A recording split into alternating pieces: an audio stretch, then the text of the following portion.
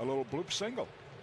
That's what's so tough. You go over and approach to a pitcher before a game, and everybody's got it down. And somewhere between the on-deck circle and the batter's box, your emotions takes over, and you get away from it. That's a good sign for the White Sox there.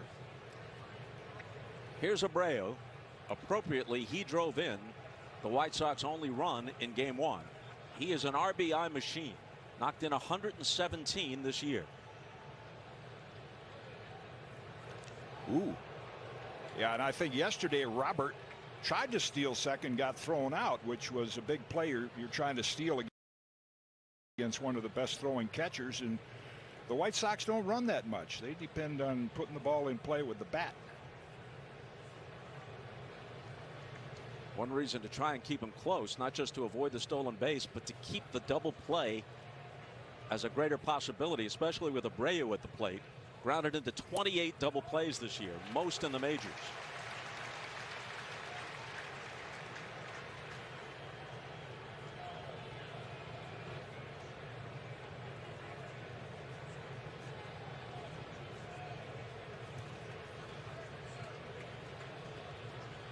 Not a shift, obviously, but Altuve tucked towards second base. That finds the hole. Into right field it goes. Robert's going to stop at second base. Back-to-back singles, 2 on with 1 out.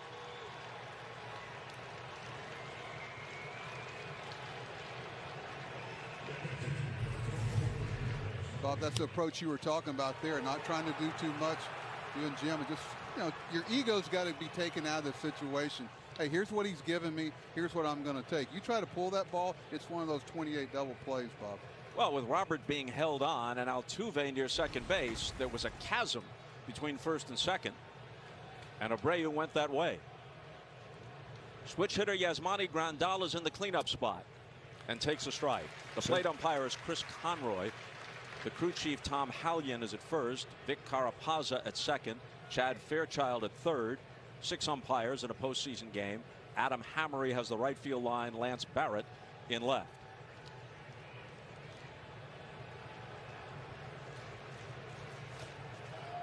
A ball in now for Valdez and Maldonado behind the plate. That's the yin and yang, or the competition between pitcher and catcher. Okay, they're taking my curveball the other way. Now we might see a few fastballs in on the hands, because obviously the White Sox have done their homework, and that's what they're going to try to do. Grandal is a very patient hitter. The lowest swing rate, flip side highest take rate of any hitter in the majors.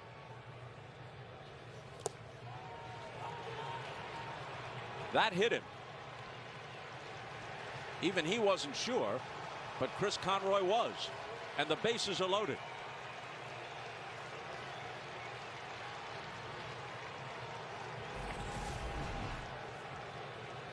Well, that happens as a left-hand pitcher when you have a big curveball. You'll end up hitting some right-hand hitters in the back foot. There's an example of it. So a great opportunity here. You mentioned, Buck, how important it is for Giolito to get off to a good start, but for this lineup to get off to a big start against Valdez. Yeah, I think the White Sox need to fire a little salvo here and remind people this is a really good club, and you hate to come into these series. You've had a lot of time off. You got a lot of anxiety. Then all of a sudden you play a little bit of a stinker yesterday. Didn't get a good start, and you're dying to go out there and show everybody what kind of club you got. This is the way you get everybody's feet on the ground. It's like a prize fight. You spent yesterday throwing a lot of punches. Now the White Sox have to punch back.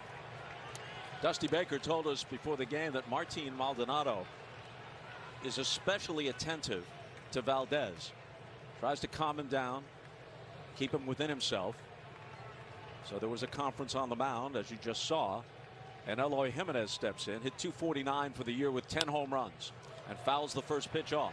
And Dusty gave us that little look like, and there's another direction he can go with that conversation too, and he needs some tough love. I love this guy. I think this guy's one of the better defensive catchers, callers of the game. The guy that you can really trust. He's like a big pillow back there. Takes a lot of pride in putting down good fingers. Valdez had the highest ground ball rate among all starting pitchers in the majors this year. He could use a DP ball here. Bases loaded, 1 out. Yoan Moncada is on deck.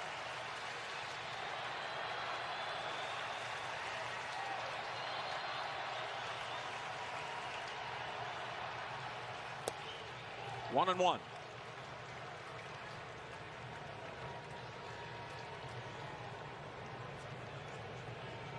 There it is, and not even close.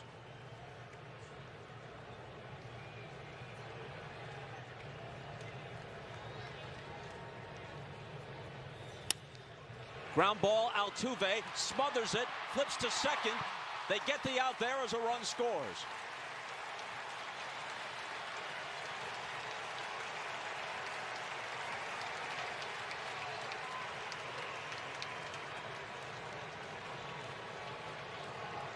Buck, you like those productive outs, don't you? Yeah, that's this time of year, you know, the productive outs are what scores runs.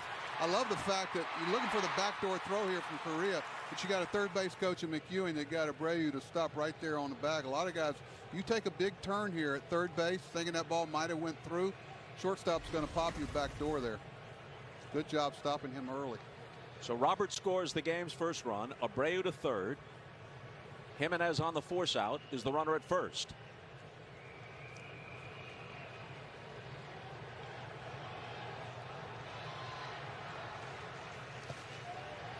I don't know how much you've seen of Moncada, but everybody talks of this guy should be a star, an all-star. That's what they look like. I don't know about the rest of it. First time I saw him in the big leagues, I looked around the dugout and I said, can we have one of those? Yeah. That's what they look like. Get a 40-acre field full of them. I mean, he's strong. He's just play a lot of positions, switch hitter. The 1-0 pitch to him. Tapped foul. One thing Moncada will have to do if he's to become a true star, cut down on the strikeouts, even in this era. Team, he led the majors, fanning 217 times. That shouldn't happen as a switch hitter, Bob. No, it shouldn't. You know, with the breaking ball coming towards you, when you see a switch hitter striking out that much, that's something he needs to correct. Some improvement this year, but it's all relative. 157 strikeouts.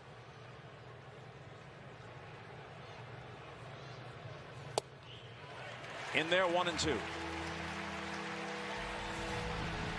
This is the play we're talking about. He's a third base coach. You got to make this call early because he doesn't know if that ball's going through. If he rounds that bag big, that throw's going to come right there, and he's going to make a cheap out there. Outs on the bases. Don't want to make them this time of year. Lots of orange in the stands. Fans making noise, hoping Valdez can close out the inning. Which does. They score one, they slam two. Giolito to the mound. Astros come up after half an inning, trailing 1-0.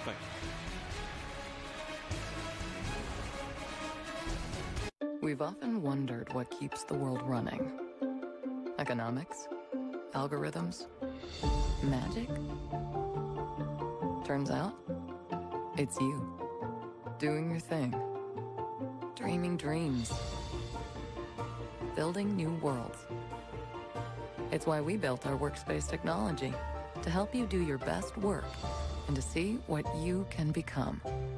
You're made for bigger things.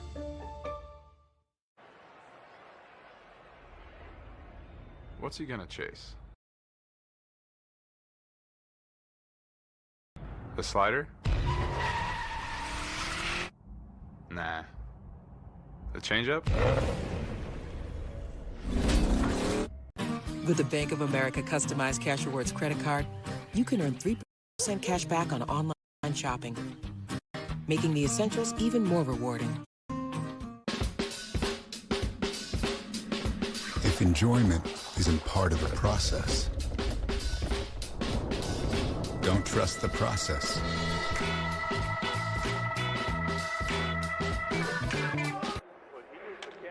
Excuse me. Aren't you Johnny Bench? That's right. Is it true that you can hold 7 baseballs in one hand? I don't do that anymore.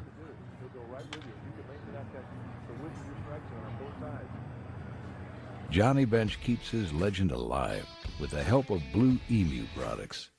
Stay legendary. Blue Emu, official partner of Major League Baseball.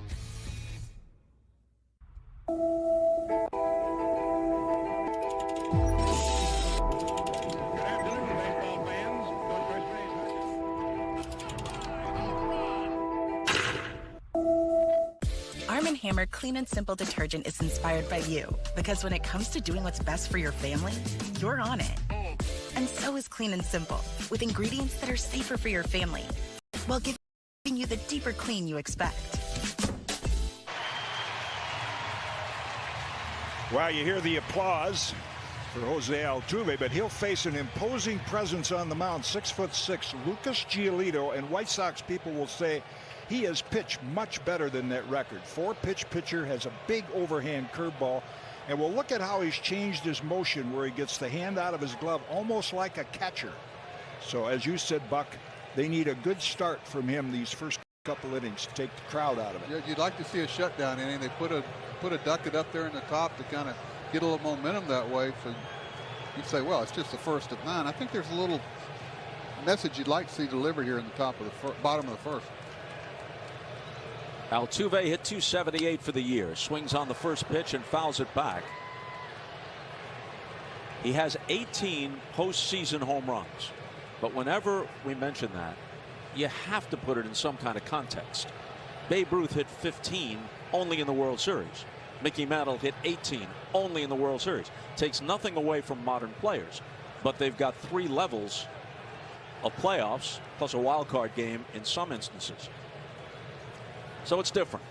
I wonder when they first signed him if they ever thought somebody would be mentioning his name along with Babe Ruth. But, you know, he had, Kitty and I were here when he had a 3 home run game. Yeah. And going off the top of my head, Ruth did it twice in the World Series. Reggie, of course, did it in the World Series. Albert Pujols did it in the World Series for the Cardinals against the Rangers. So he's in that kind of company. The 1-1 from Giolito. Breaking ball for a strike. Yeah, there's that good overhand hook. And he also uses, we'll call it a slurve. It's kind of a hybrid breaking ball that he hasn't used that much in past years. So he's got 4 solid pitches.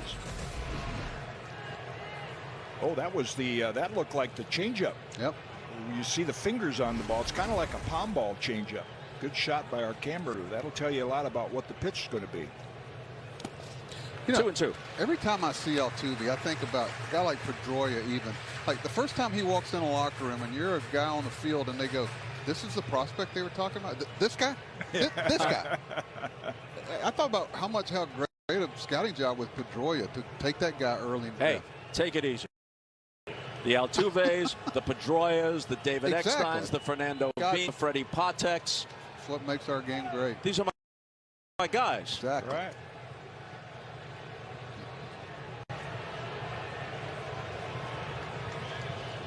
And the 2-2 pitch. Stays alive, getting a tiny piece of it. By the way, don't want to shortchange the Panda.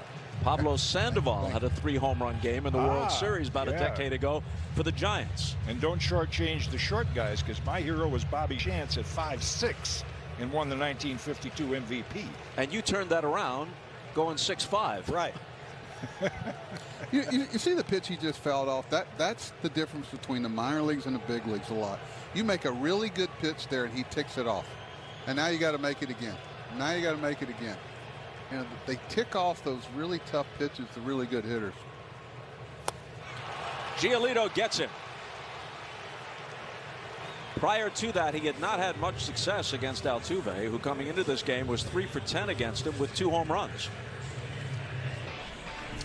Well, let's take a look. Courtesy of StatCast, powered by Google Cloud. The 4-seamer, that's the over-the-top fastball, changeup. I think that pitch was the slider. It's kind of like a slurve, and then he has the big overhand spike curveball that he blends in there as well. Now Giolito has to face another guy who's punished him, Michael Brantley. Brantley is DHing today. Yordan Alvarez is in left field. Buck, I know as a manager you could see this, but I always look at the eyes of a player. I mean, I could tell the other night with Evaldi, with the fierce look at Giolito, you could tell when a guy is locked in. There's a little bit of a purpose there. It's called, the old scouts used to call it a good face. Look at this face. You think he's ready to compete? And it may not work out. Who knows? This is the best players in the world that have to offer, but it's not. Pours strike 2 in there. Brantley has faced Giolito 12 times, 6 for 12 with a couple of home runs. Just a great professional hitter. Almost like a metronome. Jim, did you know when a guy was in the box that hits you well statistically? Oh, yeah. I knew before he got in the box. I knew the day before. How about that? Well, he puts both Altuve and Brantley away. Brantley doesn't strike out much. The rare hitter in modern baseball who walks more often than he strikes out, only 53 times this year in more than 500 plate appearances. See, now, I think that's what they call the slider, which is a pitch that he didn't have. It's really more of a hybrid breaking ball. And the Astros may not have seen that much from Giolito in the past times they faced him. I think they may have saw that same stat we saw, 3%. Well, he broke it out here in the first inning for 2 strikeouts. Give me a little something different to think about in the dugout between at bats. Ball 1 to Bregman. Limited to 91 games this year by a left quad strain. So his numbers are more modest than what we're accustomed to. I remember the first time I saw him in the College World Series playing for LSU, and I just kind of, it was during our season, I turned to somebody, I go, who's this guy? Where's he going to be in the draft? And they go, you like him? I go, baseball player. Yeah. Just a baseball player. That's what caught your attention. And somebody said, well, how do you quantify that? Well, your eyes tell you that he's a baseball player. He runs the bases. He's got alert eyes. The game doesn't catch him by surprise. And he's got pretty good skills. Tampa Bay's got a roster full of them. Yep. That's why they're playing when the leaves are turning color. How impressive are those Rays? 4th lowest payroll in the majors. Yet again, 100 wins. We were in Baltimore. I used to say that the Rays really eliminated a lot of excuses for front offices because you can do it if you know who you are and you stay true to it. Same division, obviously, as the Yankees and Red Sox, whose resources are much greater. And all 4 teams, 4 teams won 90 games plus that in that division. So let's don't compare divisions. The 1-2 to Bregman. Did he get him? No. Ooh, wow. Tom Hallion, the crew chief. That's a toughest call for a base umpire, I think. But of course, I'm a pitcher. I think when the bat comes off your shoulder, you intended to swing. And that's supposed to be the rule. So no, let's it's take a not. look at it. Yes, it is. Steve Palermo. That's a strike. Oh, well, that's a strike. Steve Palermo said if the batter intends to swing, then we call it a strike. Well, he intended to swing. The late, great Steve Palermo. Yes. One of the best umpires of his time. The 2-2. Ooh.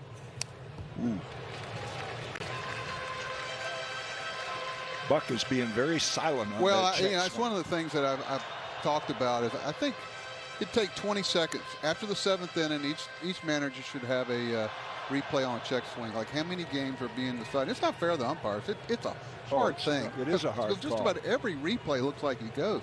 I just think maybe just postseason that you should be able to go to replay on a check swing. Okay, I'm done. We'll take it up with the rules committee in the offseason.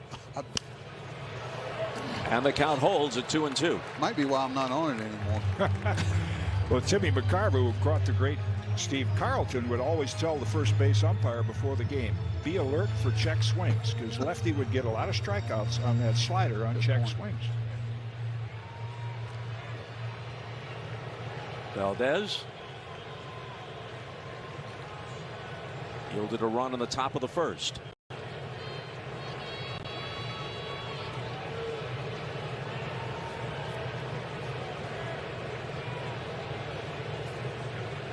As you see, Giolito with a wide arsenal. Another 2-2 pitch. He strikes out the side. All 3 of them swinging. Good start for the folks from the south side on hand. Message delivered.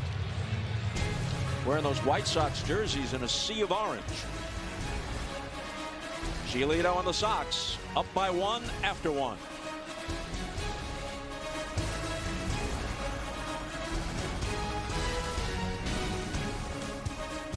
Every number tells a story. This is the reign of an empire. The Yankees are world champions once again. This is witnessing a miracle. An unbelievable scene on the field. This is the breaking of a curse. And the Cubs have finally won it all. Now, numbers will tell stories of the impossible and the improbable, taking fans into the ballgame.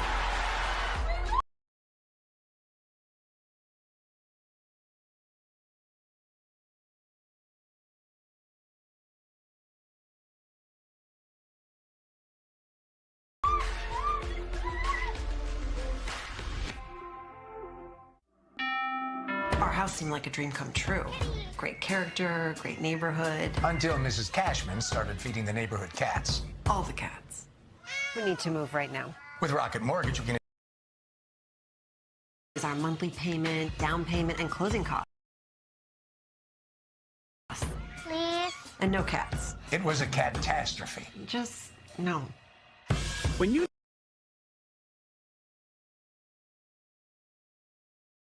The seasons are changing, and your tires may be ready for a change, too. Get ready for the road ahead at Midas. Right now, buy 3 Cooper tires and get 1 free. Find your tires at Midas.com.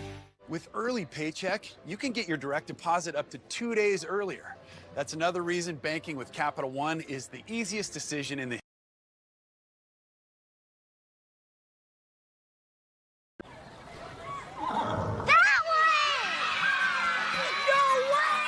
Yep, even easier than that.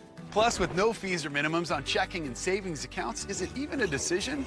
That's banking reimagined. What's in your wallet? I've been on my get back, top of bag slow. You would never see that. Use the trap though.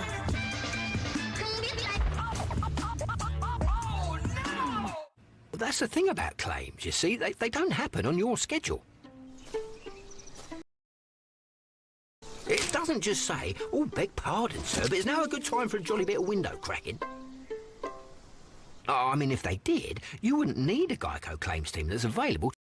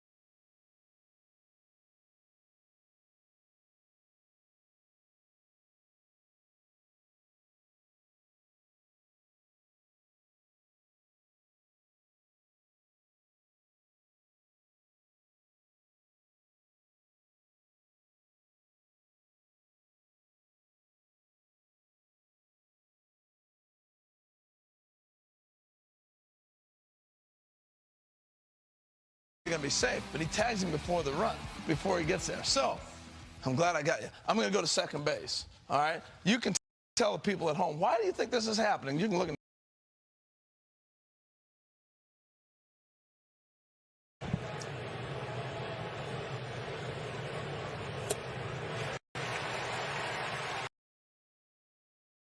everything to have games. I think they've earned that. Yeah, I think you as a manager of the league would make sure your players were rested. And Tony knows where the buttons are on all these players at this point, and they know when it's time to go. And just because lost a game yesterday doesn't mean that they necessarily aren't good enough to compete. They are. This is a good baseball team. It's only going to get better.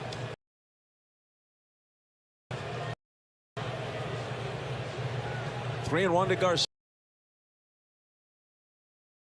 with Adam Engel on deck.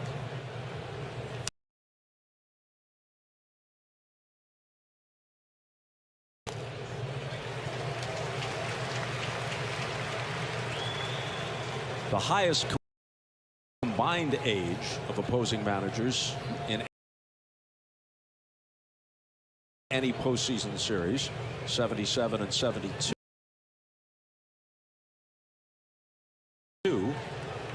Connie Mack managed until he was. So even as he got up there in age, who was going to tell him to leave? Right? I've got a few owners I wish would try to manage. I can tell you that they did. Yeah.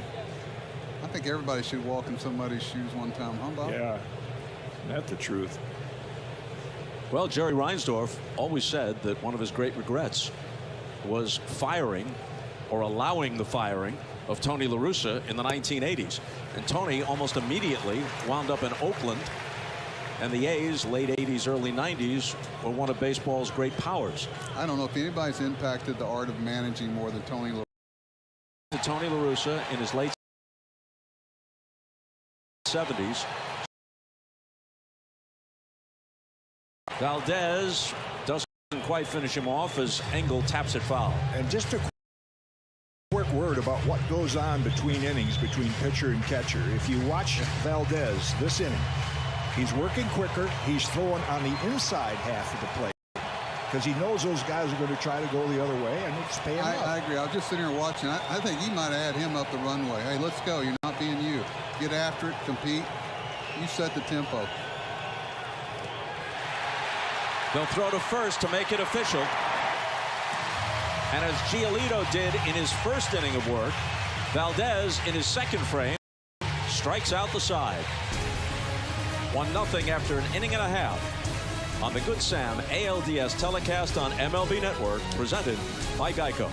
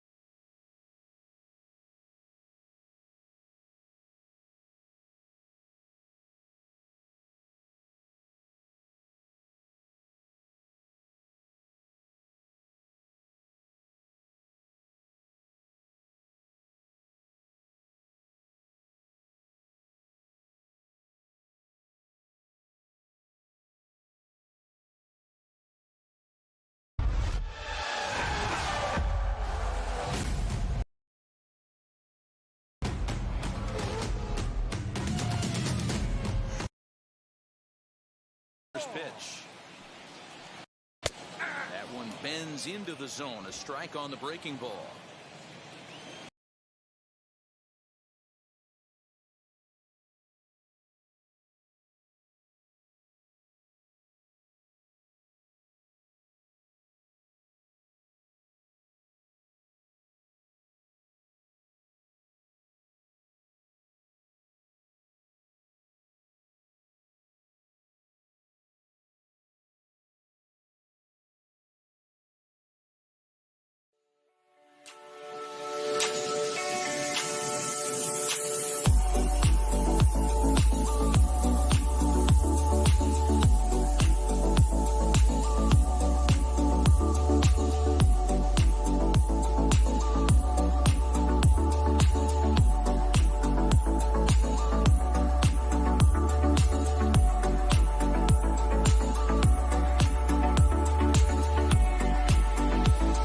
Lelo Play Music.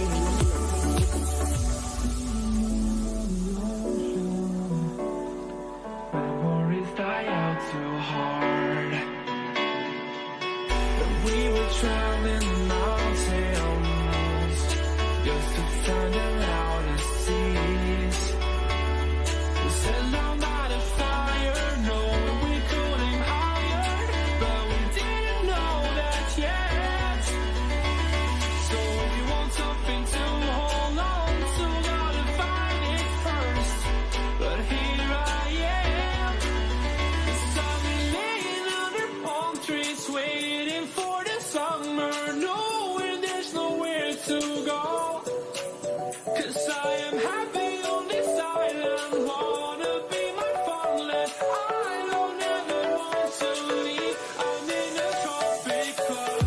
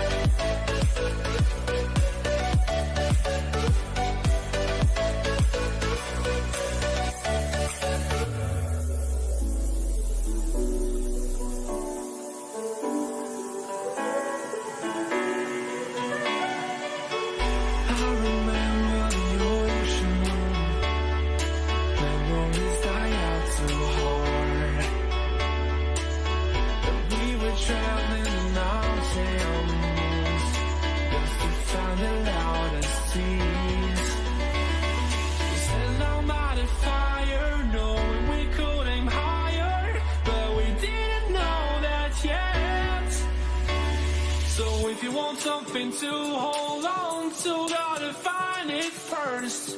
But here I am, 'cause I've been laying under palm trees, waiting for the summer, knowing there's nowhere to go. 'Cause I am happy on this island, wanna be my farmland. I don't ever want to leave, I'm in a tropic club.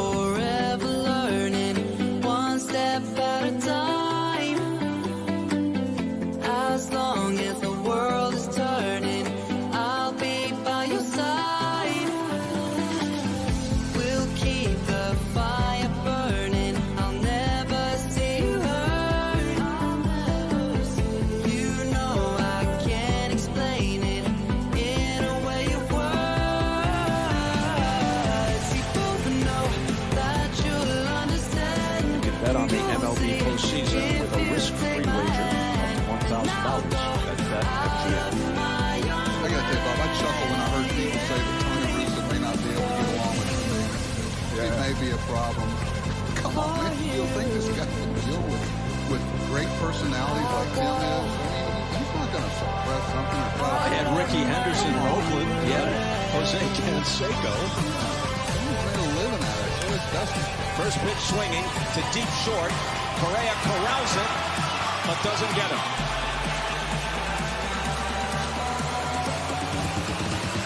Even out of the right side of the box, Anderson, tough to get on a play like that. What does that feel like? Which part of it? To throw like that from the hole or to run like that? Both. Jim, could you tell me? Yeah. Which one is that? How's that feel? From seeing, I don't know. Wow, that's fun to watch. I would guess we'd have to go back to Sean Dunston. Good call. Who got drafted ahead of Doc Gooden and Ray Herzog when they said why, because he had a better arm. Correa led all shortstops this year in defensive runs saved, and that's the difference between these clubs. Generally, the Astros are a better defensive team than the White Sox.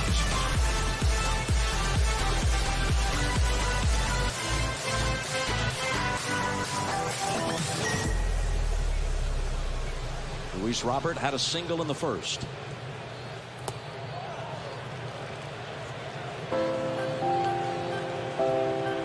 So now the White Sox may be adjusting. Anderson pulled that ball for a base hit because he sees that Valdez and Maldonado are working the inner half of the plate. A game of constant adjustments. You kind of see what's going on. It's almost from pitch to pitch.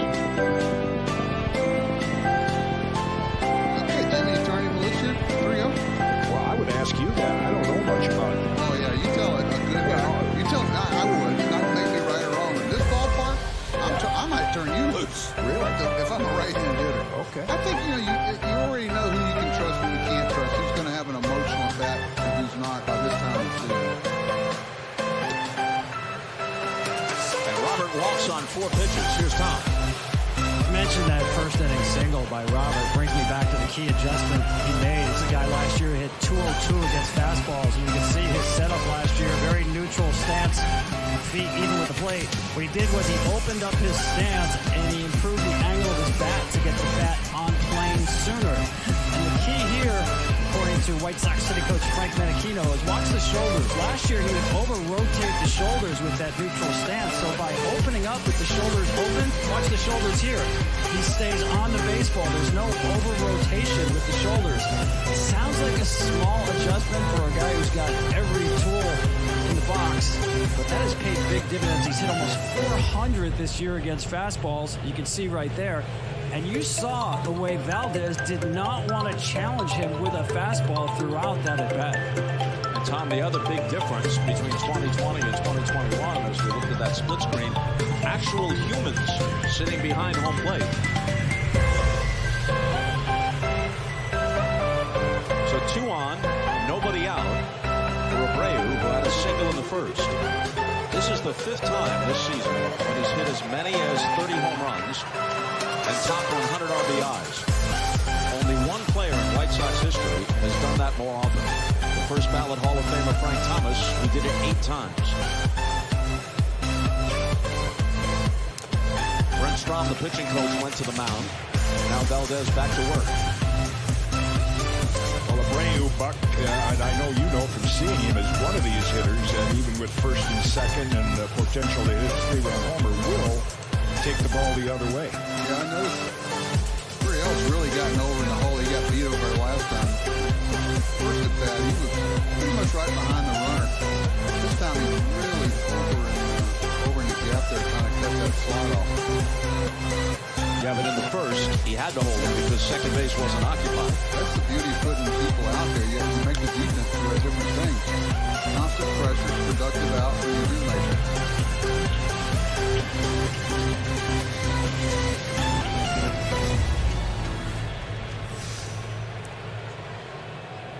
So Abreu, as you see, he heats up when there's traffic on the bases, especially with runners in scoring position and 2 outs. Here, 2 on, nobody out.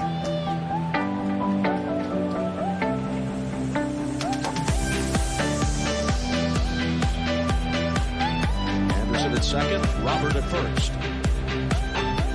And the 0-2 pitch, down and in.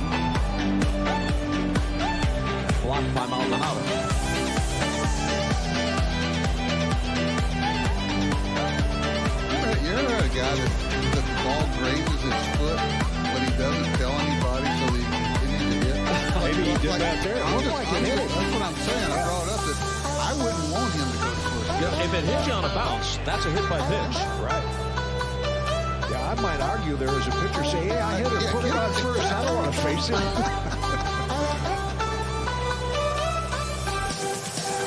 Did he check? He did.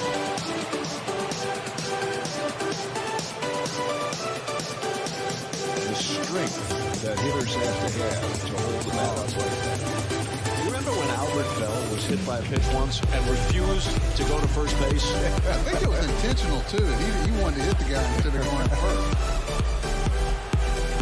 Arenado's as good as it is. It's like having a big fella back there. He's a gold glover. He just hits and doesn't ever tear him off the side, it seems like.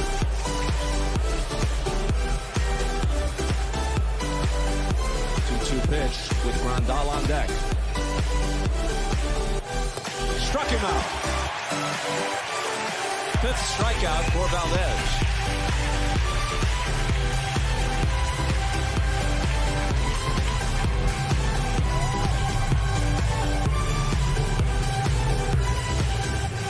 Big pitch on his signature pitch. There again, you're going to see the spin.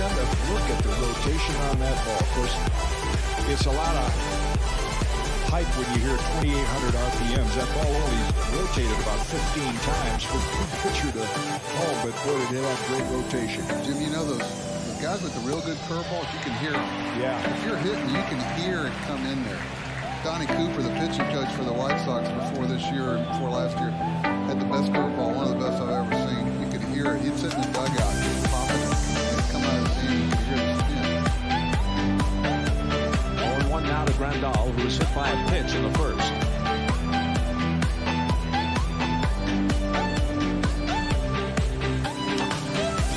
Shot back to the mound. Valdez has it. He gets the out at first, and they turn the double play. The out at second, I should have said. And the back end of the double play at first. But you get the idea, and that gets him out of trouble.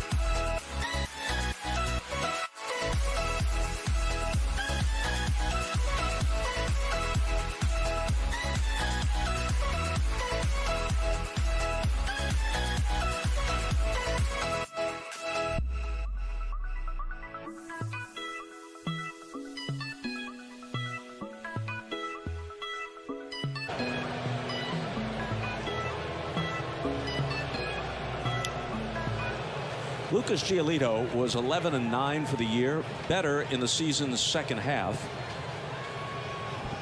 He threw a complete game, a rarity these days, in July against the Astros at Chicago, a 10-1 win. And you may recall he had a no-hitter in 2019 for the Sox against the Pirates.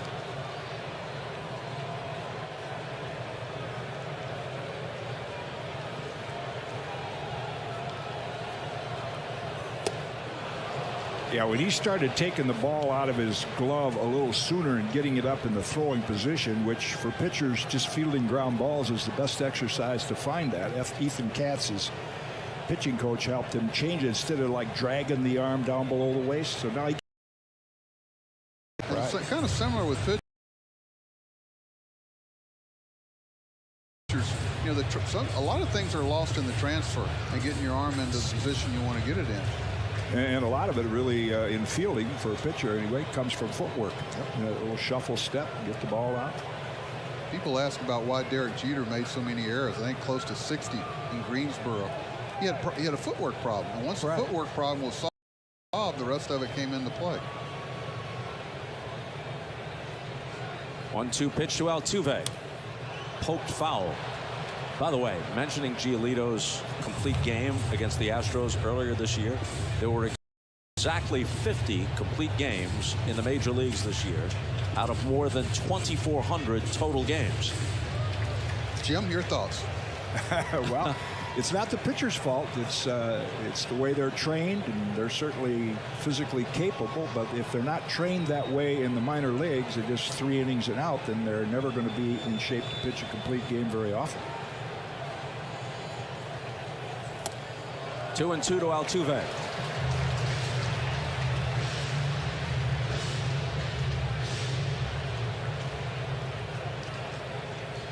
We used to talk when we played the Astros how important their first hitter each inning was.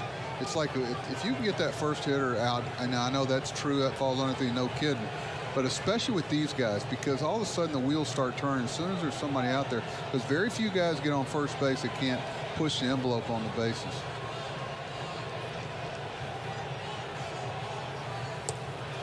He lays off, full count. He got him to swing at it the first at bat, but and there's always that danger, as Tom pointed out with Altuve, you know, being the pull hitter, is he is so quick on that fastball inside. Well, we used to talk a lot about guys whose arms aren't that long. You know, the short arm guys. You're talking about Sean Casey. You're talking about Altuve. It's hard to get in there. Yeah. And with something they can't keep fair.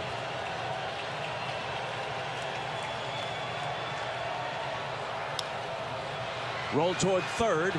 It's a fair ball, and Altuve is thrown out by Moncada. Boy, you can see the way he was throwing that ball rather casually, but moving slowly, as I think it's the effects of that sliding into the padded fence down left field. Notice the footwork there. Knows he has plenty of time, avoids the base, off balance throw, and then kind of coasts to a stop.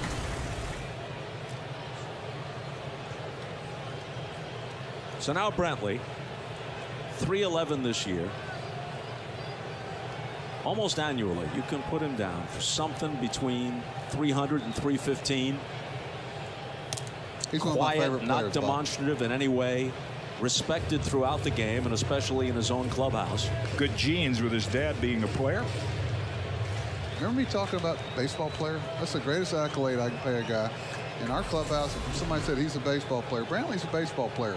He also has good stats, and that's a guy really trying to frame a pitch that you can't frame.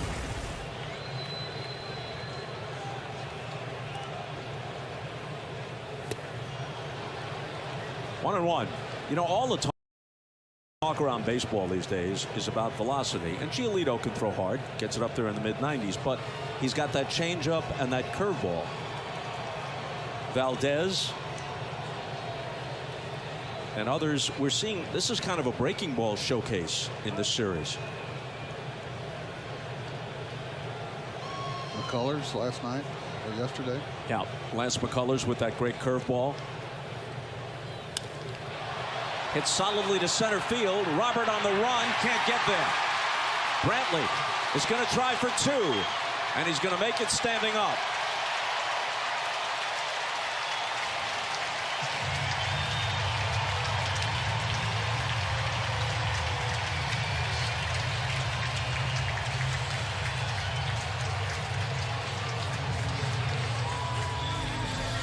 Playing a little bit over in right center field area. Had a long way to come for that. He's playing him straight up or the other way. Obviously, he catches it, but he looked like he wanted to dive for a moment and said, no, I better. Would have been an inside the Parker maybe if he tried to dive for it. You see right there, he pulls up. The ball got by him, but it scored as a double. And it brings up Bregman. You're Dusty Baker. What do you want him to do here? You want him to drive the run in the other way? You want him to weakly hit a ground ball to second? Do you want him to bunt? I mean, you got a lot of different options here. I mean, there's a 1 out, so it doesn't really matter. But, you know, a lot of the guys still try to make productive outs. I see so many times where you are in the batting order with nobody out. You know, with 1 out, obviously the whole situation changes here. But a lot of it has to do with who's on deck, too, and what they can do behind it. They've got such versatile hitters. They can do a lot of things with the bat. Dusty with a nice Astro color coordinated mask.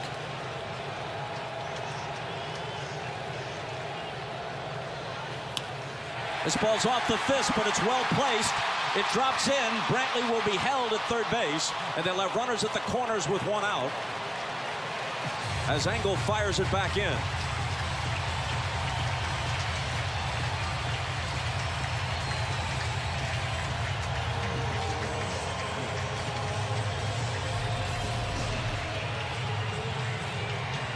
Fastball right down the chute. Bregman shoots it the other way. White Sox missed the cutoff, man. They're airmailed it into home. As much as we bragged on Giolito, he's standing right beside the plate. That ball gets by him, you got issues. That's right. You're disappointed you gave up a hit, but you got a job to do there. So now trailing by a run. And with 2 on and 1 out, Giolito has to deal with Alvarez, who walked in the second. And a big shift around to the right field side, leaving that hole open.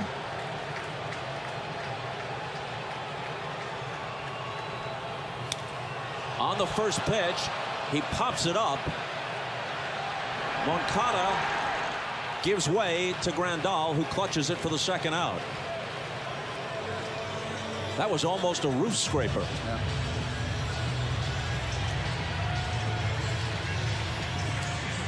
It's one of the issues you have when you play this time of year with so many more people, especially this year, that you can't hear someone say, I got it, or whatever. You know, there's got to be some eye contact. There's got to be seeing somebody wave.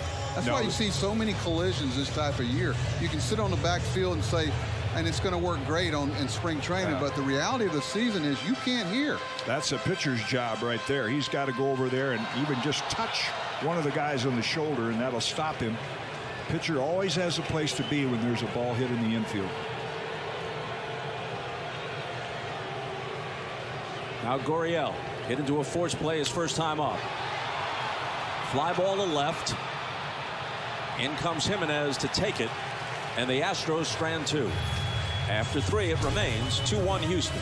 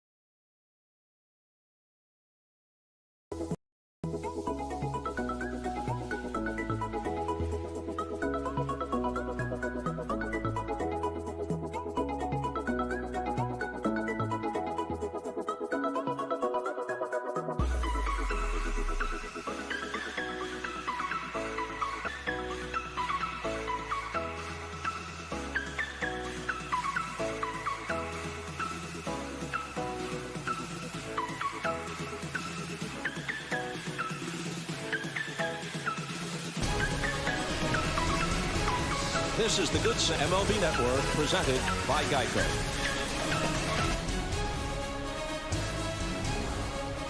Fourth inning of game 2. Lucas Giolito and the White Sox trail the Astros in the series 1-0 and in the game 2-1. Framber Valdez deals to Jimenez, who hits it up the middle on the inning's first pitch for a leadoff single. Had it played pronounced to pull. And Buck, it's interesting. We look back at the first 3 innings. You made a great point. If the Astros didn't make 2 good fielding plays in the first inning, the White Sox might have had 4 runs. If the White Sox didn't shift with Moncada and then Tucker, that cost them 2 runs. Well, you know, they'll say, well, look at all the balls that he gets to that he wouldn't have. But the pop-up that he almost got injured on normally would have been caught. That a guy ended up at first base, and which led to the 2 runs eventually. So there's crime and punishment. You know, there's so much. You know, here's something you're going to do. Here's what you're going to get. Well, there's a reciprocal part of that too.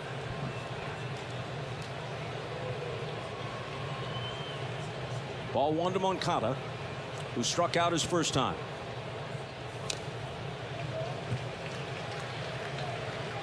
You see him limping even when he steps out of the box. He's his feet are hurting. Yeah, you picked up on it. The body language of him is not good right now. You can tell it's not all together there physically.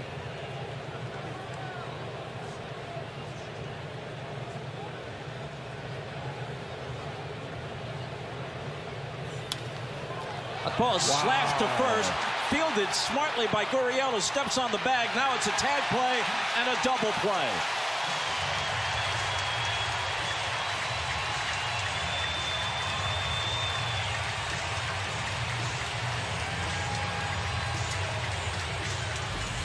Jimenez was stuck. Nothing he could have done about it. Gurriel is right on the bag. There's the first out. Now the force is removed. They got to run him down. That's the long short hop. That's a tough play. You know, the clean hop's pretty easy play. The short hop close to your glove is easy play. The separator is that long short hop like that one, especially on this infield. I think this is the fastest, might be the fastest field, including turf, in the American League for sure. See how close that is to him? That's not a scoop. That's just a pick. That's what you call really good hands. So it's a DP, 3 unassisted, as Gurriel never relinquished the ball. You write that down very often? No. Wow. Well, maybe on a line drive on a hit and run. Ooh, fastball. And to your point, you talked about at the open, that lineup not only hits, but they can pick it. And they run the bases. Yeah. Really good combination. 1-2 to Vaughn, who struck out in the second. That's a really hard play. I just wish everybody at home could go stand at first base, hop off like you do after with holding the guy on. All of a sudden you get this long short hop glove side. If he doesn't, at the very worst, it's second and third, or best, depending on how you're looking at it. Now they're going to the dugout. Vaughn. We go to the bottom of the 4th. Houston still in front, 2-1.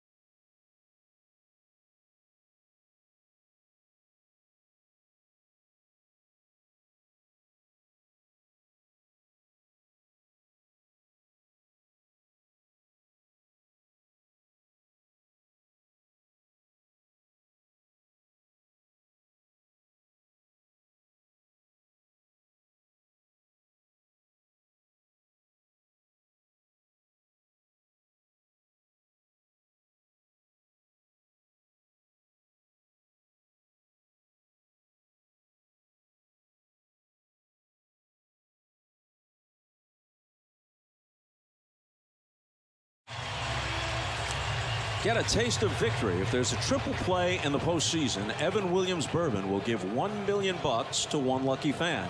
Enter the triple play sweepstakes at evanwilliamsdugout.com for a chance to win big. I'm entering. I don't know about y'all.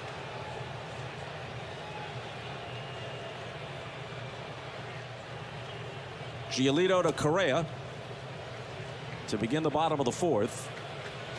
Carlos walked and scored the go-ahead run in the second inning.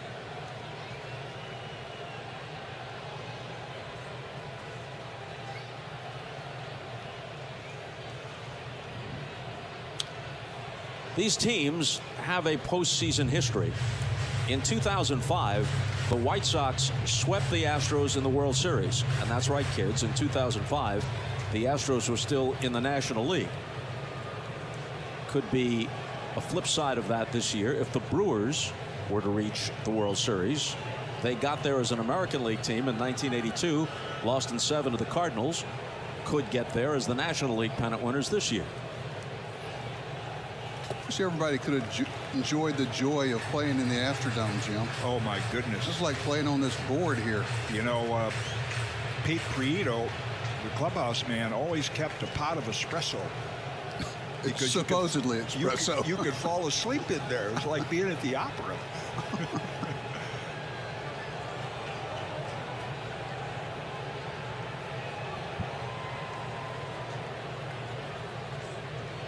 Here comes Giolito's 56th pitch of the afternoon. This is high and away, 2-2. Bob, you know, I always thought they might change the name of Astros when they moved over here. I'm glad they didn't, though. Your thoughts? Oh, it's part of the team's identity. Yeah, I think you know, they were the Houston Colt 45s for the first few years, and then they moved into the new ballpark, and Space Center being in Houston made sense.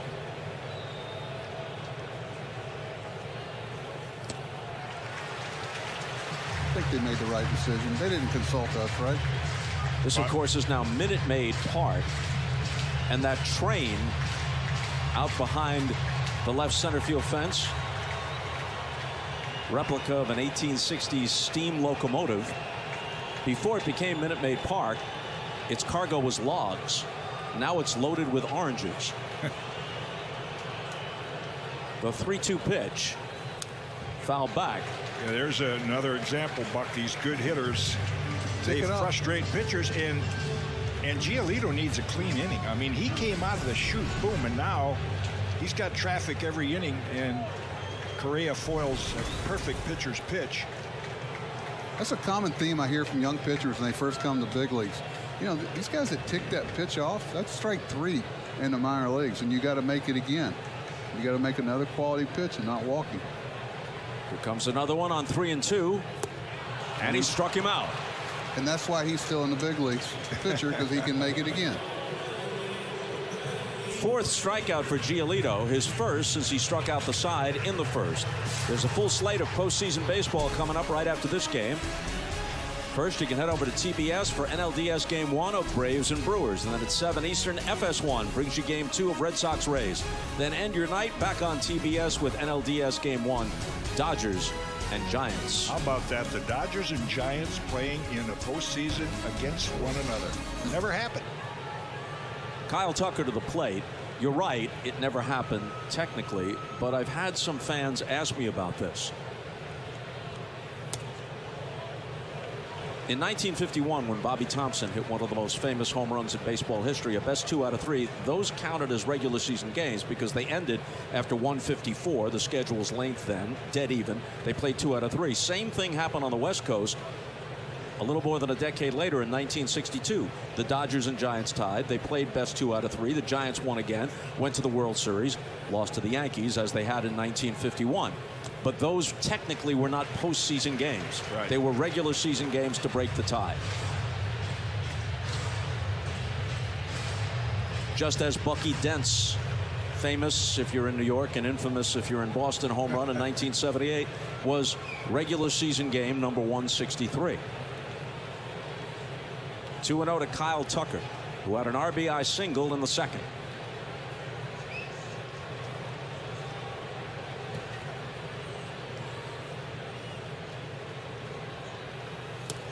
Had him out in front. There's that changeup. High and tight, low and away, and get your off-speed pitches over when you're behind in the count. That's the key to pitching, and that's what Giolito did there. Fastball count. Look at this good changeup right on the outside corner, and the hitter way in front of it. Looks like a fastball till about 2 feet in front of the plate. Yeah.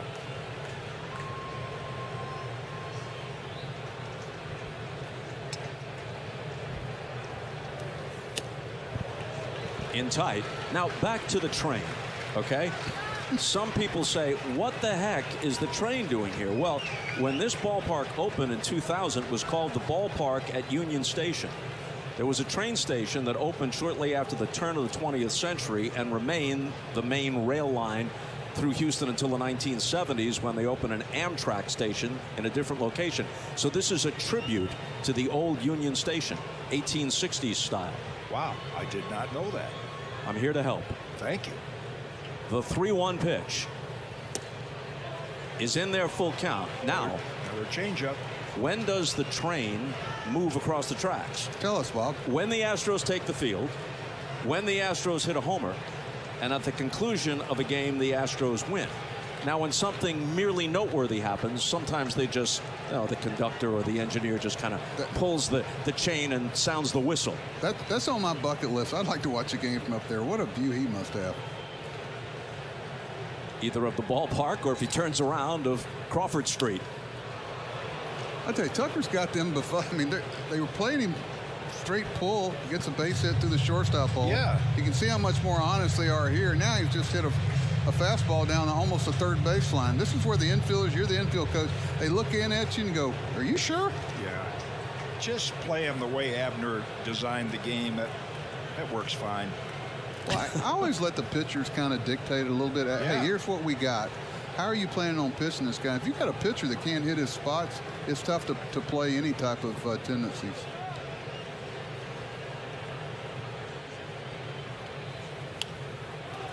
Tucker lifts a pop on the changeup, back of the plate, and it stays in for Grandal. Wow, what a great job of getting those off-speed pitches over in hitters' counts.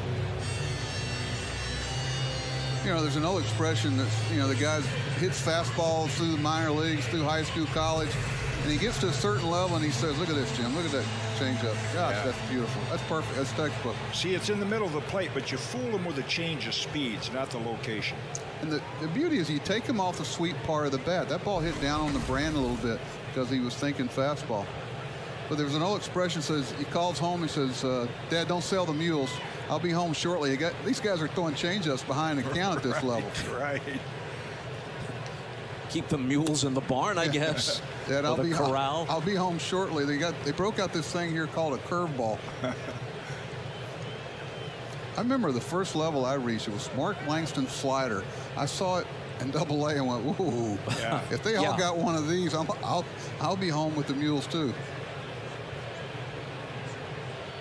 You never reached that level, did you, Jim? Oh, yeah. He could hit, Jim could hit. Jim hit 8th in some orders, he told me. I had to ask him, Jimmy could hit, he could field. 16 gold gloves. He did a lot of things to help yourself win a game. That's what hit me when Valdez made the great 1-4-3 play, was his ability to throw, Jim. Yep. A lot of pitchers can catch a ground ball, but they can't get off a base to throw, get a good base to throw off of to a base.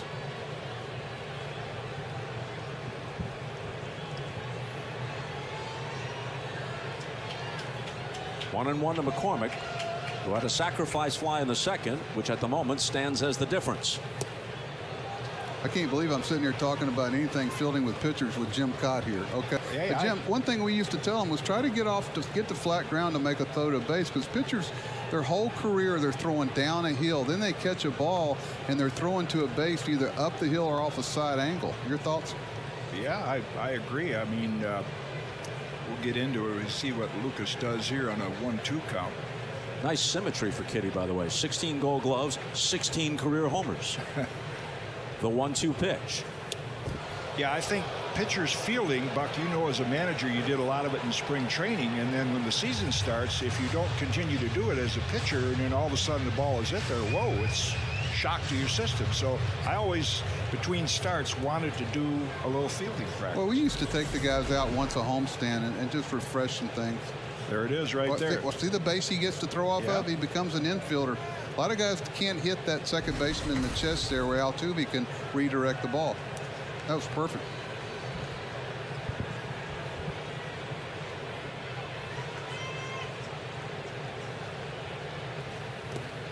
Full count to McCormick.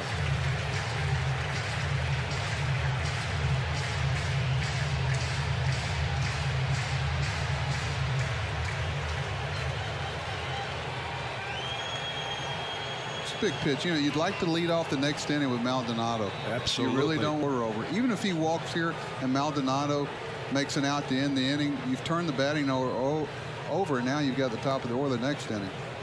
Big pitch here for his outing. See how long he might go.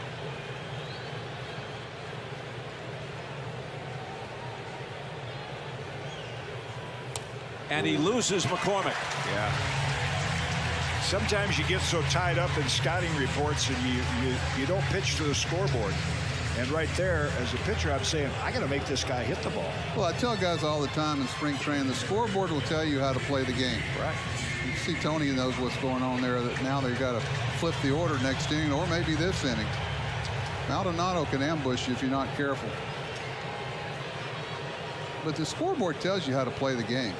You know, it dictates what's going on and what certain things should be done as a hitter.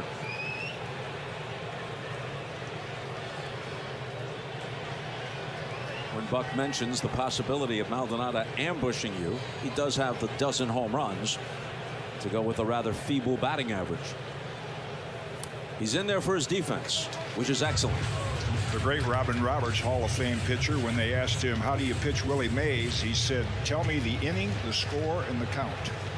And that's what dictates what you do as a pitcher. Well, Robin Roberts, like fellow Hall of Famer Bert Blyleven, gave up a very large number of home runs, but a disproportionate number were solo home runs in a game situation where it didn't hurt all that badly.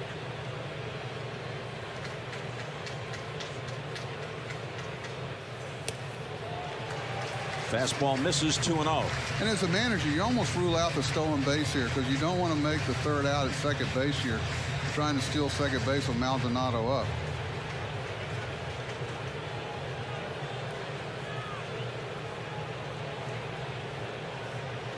Both these guys are about 3 hitters ahead right now, maybe an inning ahead. And pitchers should be too.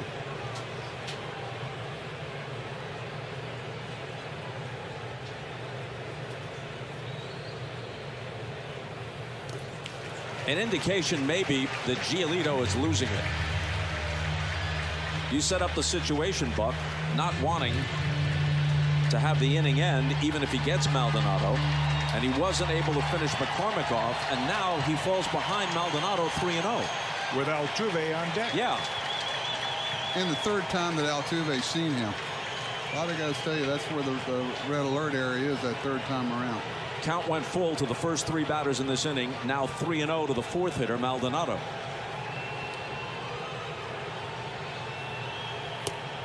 He pours that one in there for strike 1. Pretty sure Maldonado was taking all the way, just threw the fastball right down the middle. And I was sitting here thinking, what a great time to ambush there. Nobody in the ballpark is expecting him to hit there. One thing he can do is hit a fastball there. I think I'd have been taken too. But it's tempting.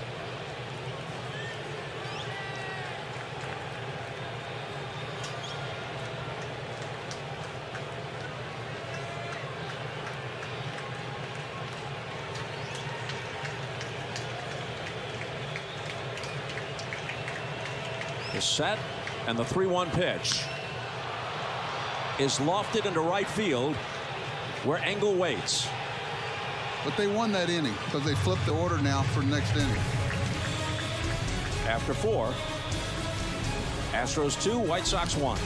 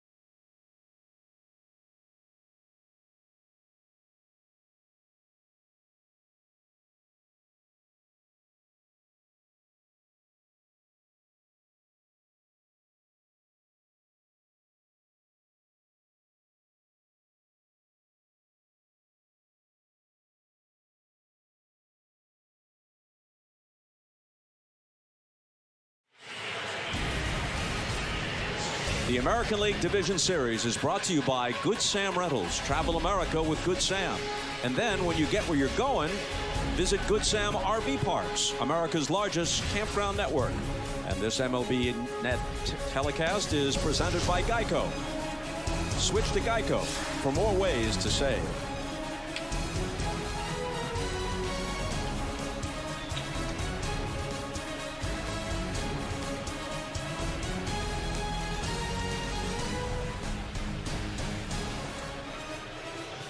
On to the fifth.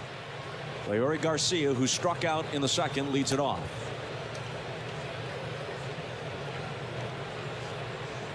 Framber Valdez has struck out 6, including all 3 in the second inning.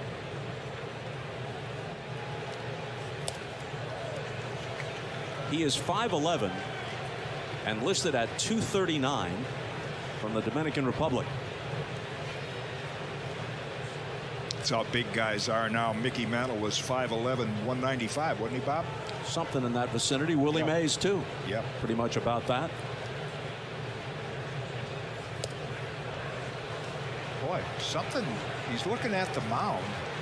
I mean, he was in such a good rhythm, and all of a sudden 3 pitches about 6 inches outside. It happens. They're not robots.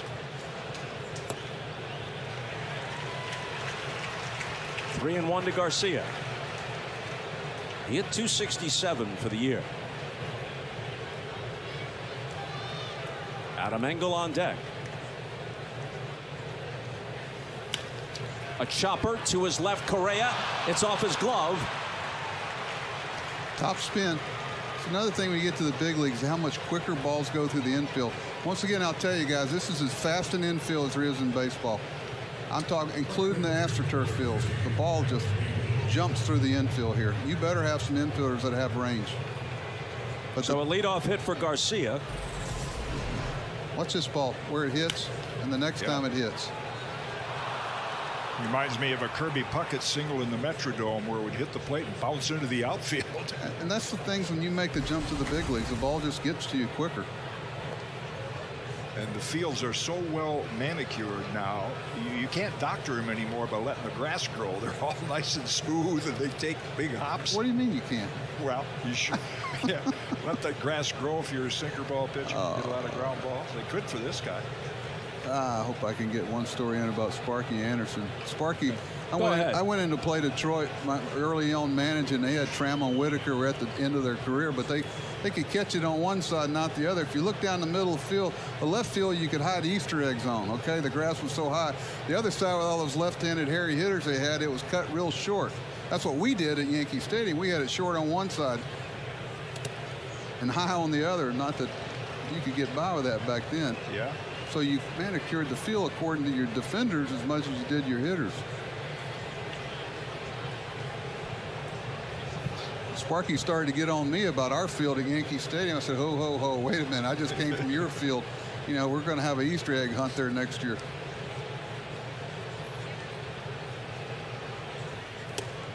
A ball and a strike now to Engel.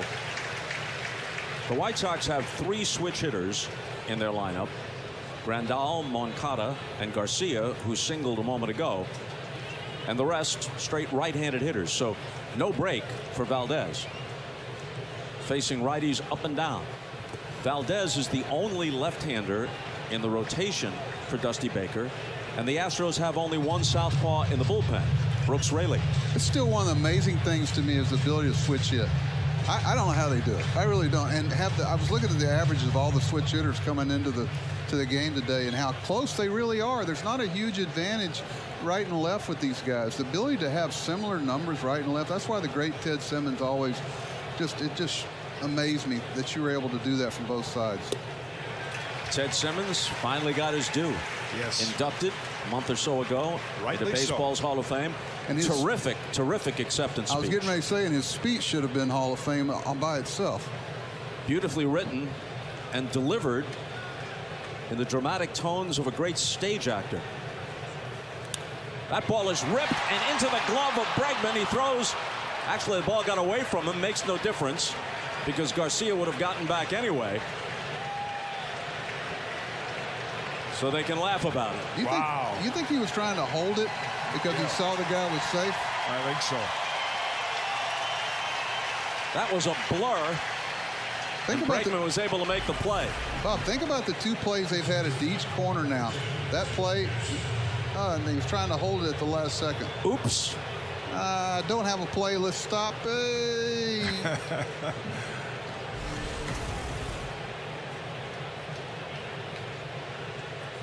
No harm. Go ahead and laugh about it.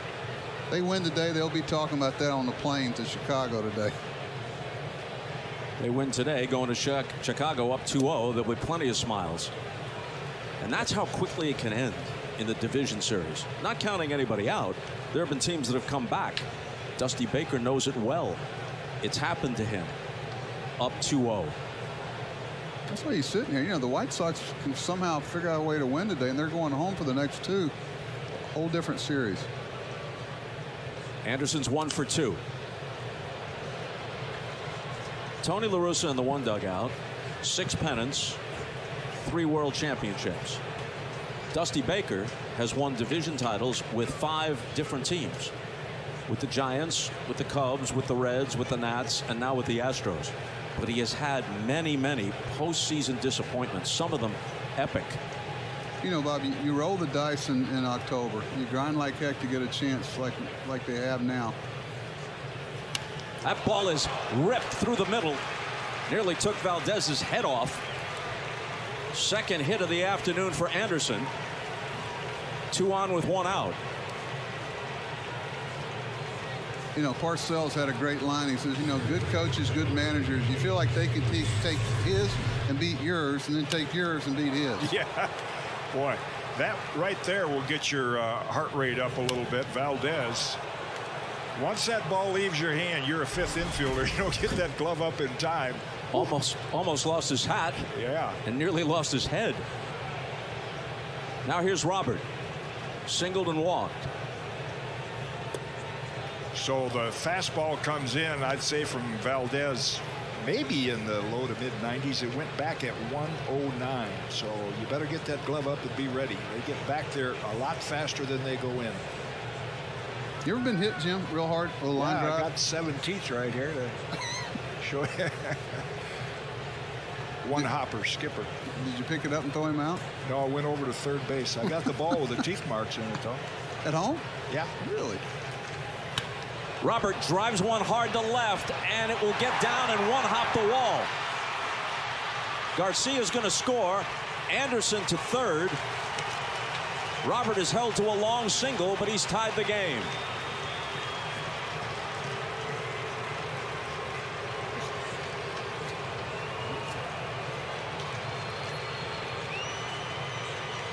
How about Robert?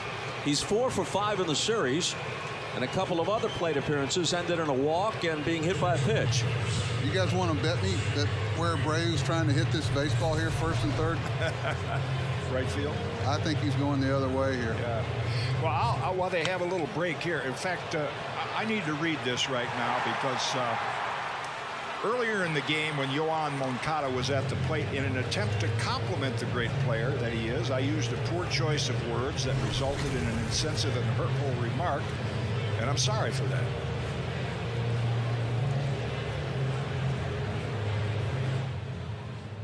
Get ready for the next pitch with Evan Williams, bourbon done right. And what that last at bat tells me, Buck and Bob, is that Valdez works low and away. Alvarez gets very few chances. So now they're starting to come back inside, and they're ripping balls to left field. So now there goes the game of adjustment again. That's point counterpoint. No. They know that he's such a good hitter. You don't drive in the runs Abreu does and not understand the situation. He knows there's a lot of money over there the other way, and Dusty knows that too. He's going to make the move. Dusty with a slow walk to the mound, and Valdez with a rueful chuckle. He knows his afternoon is done. Just when he appeared to be settling into a groove, things unraveled a bit for him in the 5th. Yimi Garcia is going to come in. Yeah, Buck Abreu reminds me of the Hall of Fame great Tony Perez. He was just an RBI machine, and in situations like this, he could give up a ground out to get a run in. You know, Dusty speaks fairly fluent Spanish, so he could tell Valdez, nice job, and tell Garcia, go get him. I know the bad when one words. leaves and the other arrives. I know the bad words. Dusty knows all of them. We'll be back.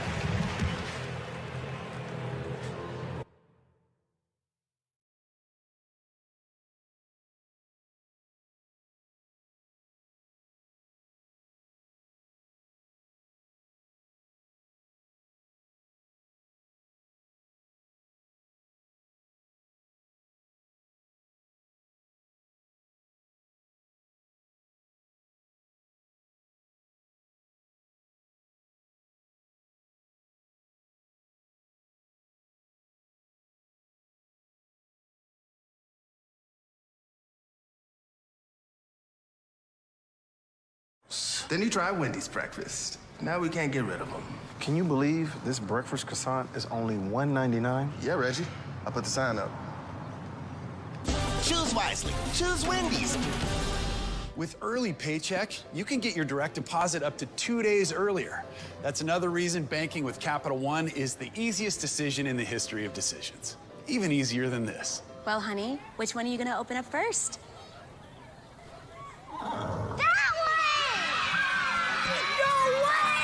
Yep, even easier than that. Plus, with no fees or minimums on checking and savings accounts, is it even a decision? That's banking reimagined. What's in your wallet? Here's a good Halloween trick. Buy a bunch of Reese's. There you go. Turn off all the lights in your house. Yeah. And then you just don't answer the door. Not sorry, Reese's. We've often wondered what keeps the world running. Economics? Algorithms? Magic? Turns out, it's you. Doing your thing. Dreaming dreams. Building new worlds. It's why we built our workspace technology, to help you do your best work and to see what you can become. You're made for bigger things.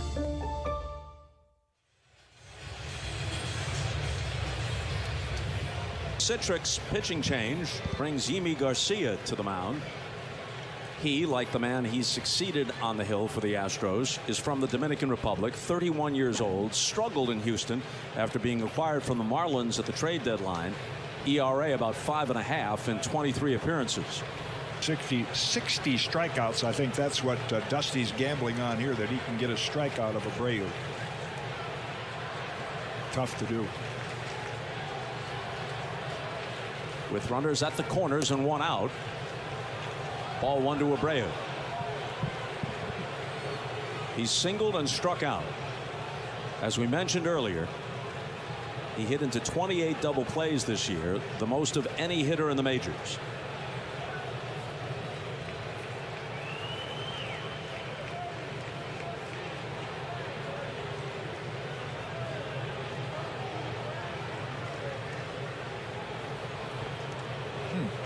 Soft toss.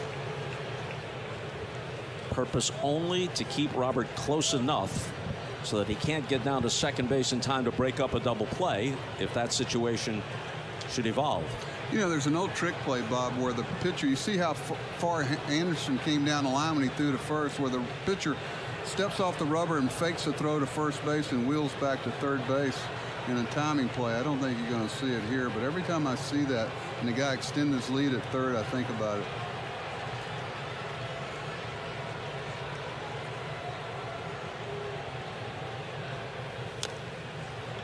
And a right-hand pitcher, Buck, that I think was playing before your time, and he was the best. I got a chance to play with him briefly. He was the best of the guys I saw as a right-hand pickoff move, and that was Steve Busby.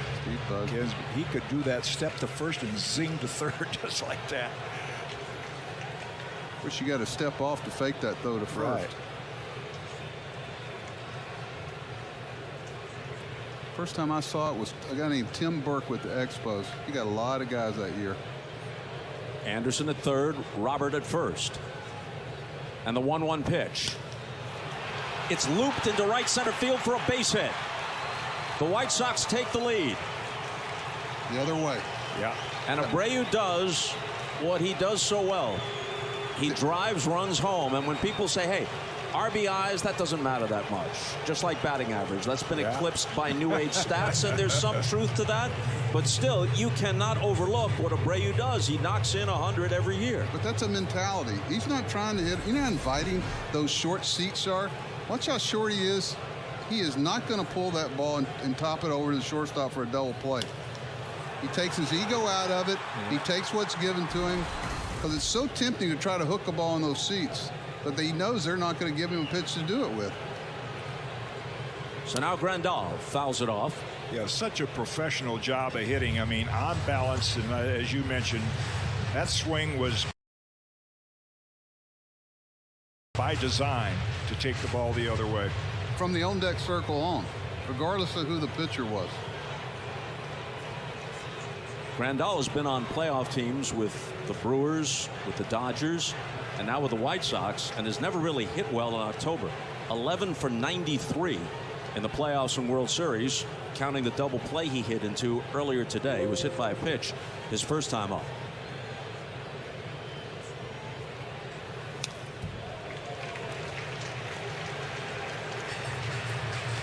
Take a look at our Citrix shift tracks. Don't try to say that fast. Say that 3 times. I don't even want to say it once. Showing you in real time the defensive positioning. Yeah, and it looked like Grandal kind of had that zone in mind when he swung at that pitch. So tempting here with the third baseman away from the bag and the shift on to try to steal third base, even though you got a left-handed hitter up. It bounces away, and runners will be at second and third. All right, Jimmy, how you playing your infield here? I want to ask you. You're a manager. I was trying to get ahead of you. No, but you're the manager now. From my standpoint, left-hand pitcher, right-hand hitter, who's on deck, that plays in as a pitcher. Yep, so, yep. Are you going to pitch differently according to where the infielders are playing? Well, right now I'm a left-hand hitter. I'm probably going to put him on. Another good point. There's so many things that go in. This is about a 10-second pause you have to make this decision in the dugout. Yeah. They're playing them up. 2 strikes on him, so you're not going to put him on. No. May be careful. Fouls it off. And you see by that swing what he's trying to do. He had his eyes on left field.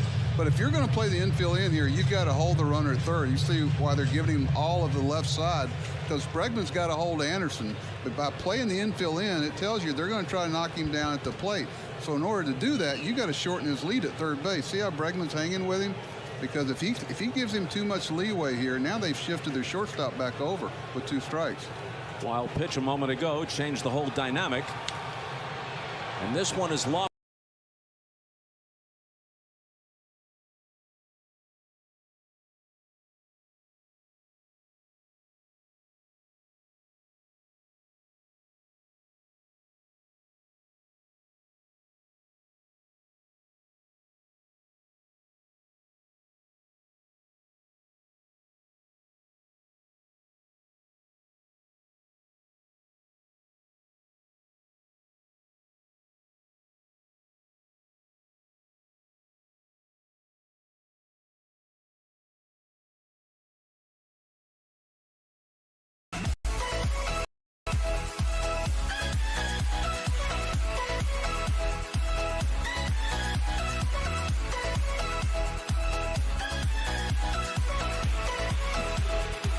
Robert scores. Abreu holds second.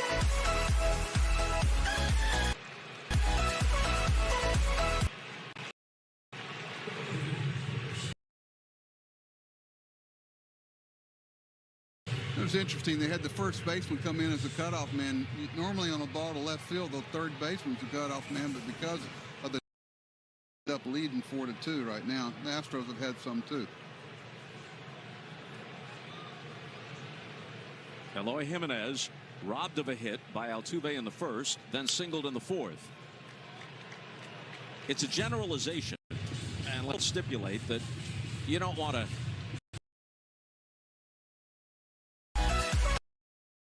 discount the importance of power, both the actual power power if someone connects and the threat of it and what that does to the way pitchers work and how it changes lineups.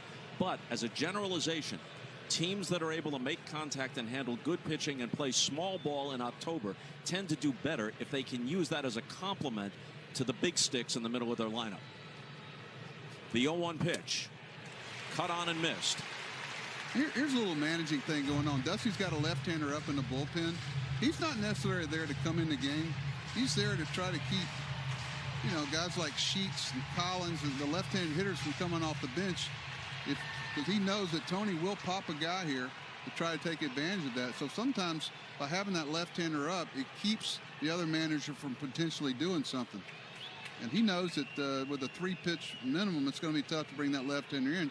He's not going to let him pinch hit Sheets here somewhere and catch him off guard.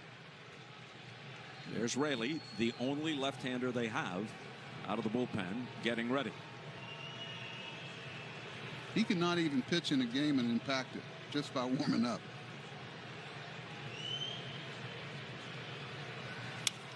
A bouncing ball to the right side. Altuve has it. And he throws Jimenez out. But the White Sox throw 3 on the board in the 5th and turn a 2-1 deficit into a 4-2.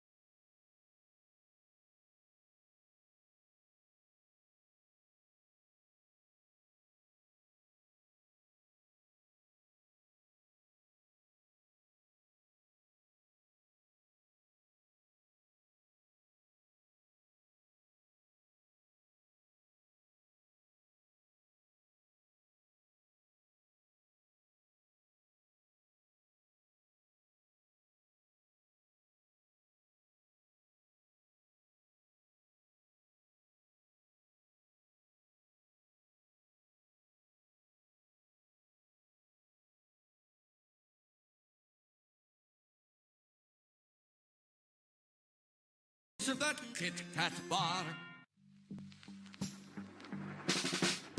If sweat is your body's natural way of cooling itself down, then condensation is a beer's natural way of saying, drink me.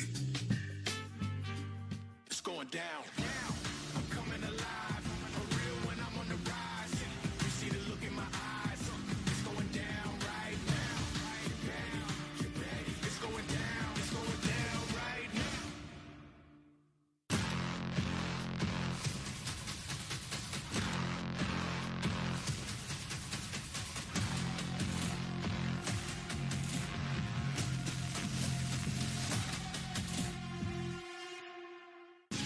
Don't miss an exclusive ALDS battle Sunday on MLB Network. Rays, Red Sox.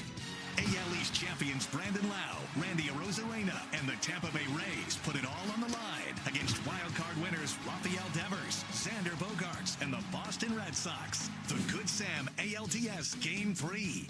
Rays, Red Sox. Sunday at 4 Eastern, 1 Pacific on MLB Network. Telecast presented by Geico.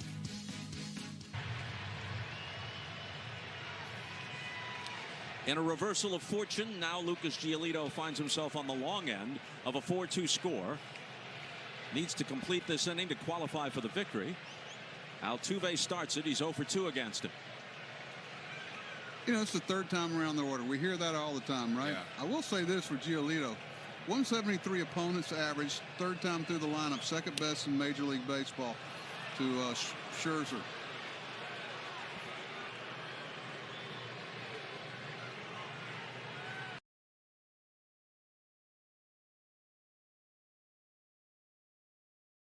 Brantley and Bregman to follow Altuve. Well, he needs starters as a starter now. You got a 4-2 lead. You call this a shutdown inning.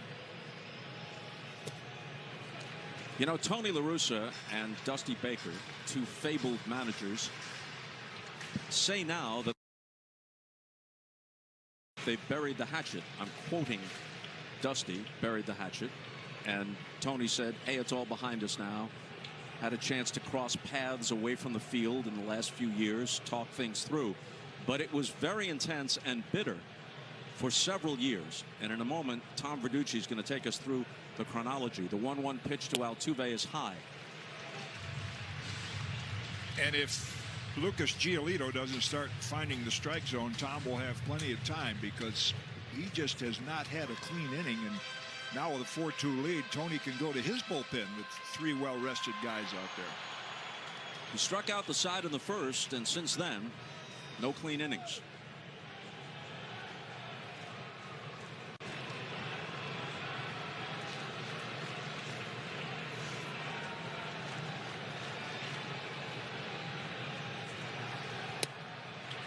Three and one. Nothing doing in the bullpen, though.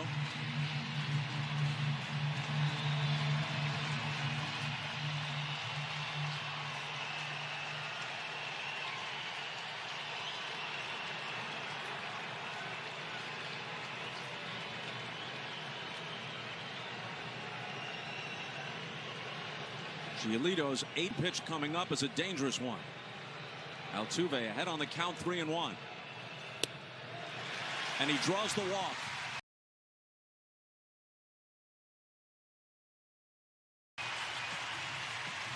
Here's Tom. Oh, Bob, let's fire up that NTT flashback machine and go back to La Russa versus Baker in the postseason 2002 version. Both managers were fined after that incident. This is a year later when they're in the same division, and Dusty Baker said that was really the problem with our relationship. We saw each other 18, 19 times a year. That continued in the NL Central, St. Louis versus Cincinnati. This relationship, guys, goes back 50 years. Tony La Russa and Dusty Baker played one game together on the 1971 Atlanta Braves. And really, it's been years and the competition that has brought out the rivalry. Brantley sends one to deep left center field. Robert glides to the 399 sign to put it away. Go ahead, Tom. Really, whatever differences came up in the course of competition, I think it illuminated their similarities, usually always in defense of their own players and the unwritten codes of baseball. But as you mentioned, Dusty said they buried a hatchet. They were able to have a conversation, actually, at the funeral of Bob Welch, Dusty's former teammate with the Dodgers. And Tony, of course, managed him with the Oakland A's. That was a few years ago. And ever since then, the relationship has been fine, but competition will always test a friendship. And, of course, Tom, Dusty's last of 19 years as an active player was 1986 in Oakland. It was Tony's first year as the A's manager, so Dusty's last manager was Tony La Russa. So they had a history, and a happy one, until, as Tom said, the competition turned intense. A lot of similarities. Here's a difference. Dusty was a very good player. 278 lifetime, 242 home runs. Tony, when your lifetime average is a point lower than Bob Uecker, not so good. 199. The 0-1 pitch now to Bregman, who's 1 for 2.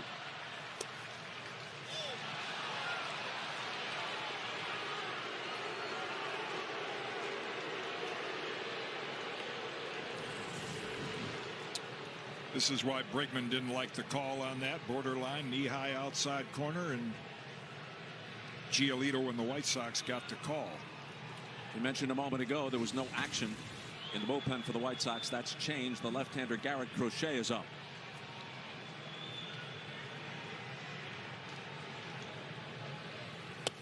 Yeah, and chances are with him working yesterday, you know, we use the old expression, doesn't take long to warm up a Rolls Royce. He could probably throw 5 pitches and he's ready.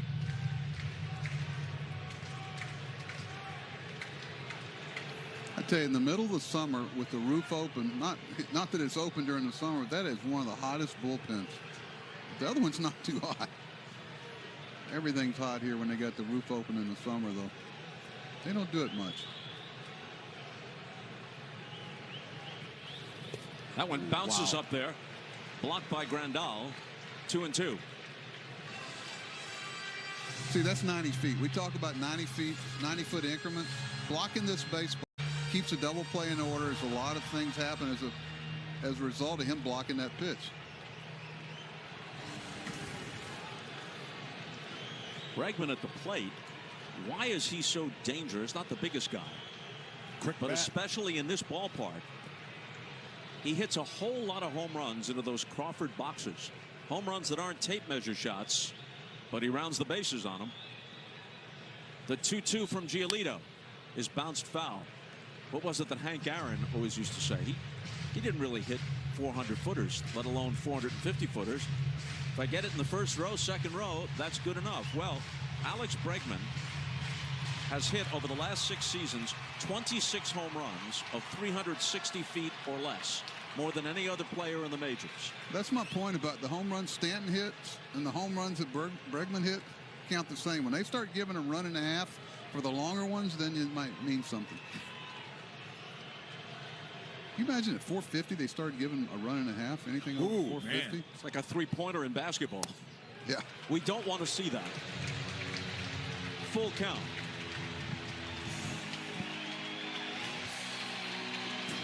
Take a look. Those Crawford boxes are awfully inviting.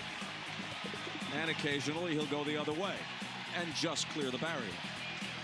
Look, Kitty, you starting to run it here? 3-2-1 out. You got a plus runner at first base. Guy who puts the ball in play. Yes. Giolito struggling. He's gone to 3 balls on 6 of the last 7 hitters he's faced, including Bregman here. Altuve runs. And now he can try. Ball 4.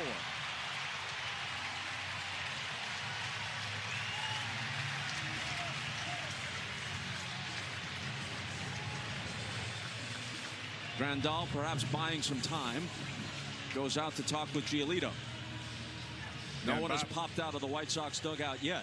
And Bob, you mentioned, like, it looks like Giolito is losing it. I think what's happened to him with a lead, here comes Tony, is he's got that scouting report-itis, and he's trying to make 2 perfect pitches instead of trusting his stuff like he did early on. Well, one of the issues you got here is this new rule now. You got the left-hander come in. He's got good enough stuff to get left and right out, but not only is he going to be asked to get Alvarez out, but he's going to be asked to get 2 more guys after that are right-handed. Yeah, don't like the rule. And Alvarez, by the way, hits southpaws very well. But this guy's not your garden variety southpaw. Exactly.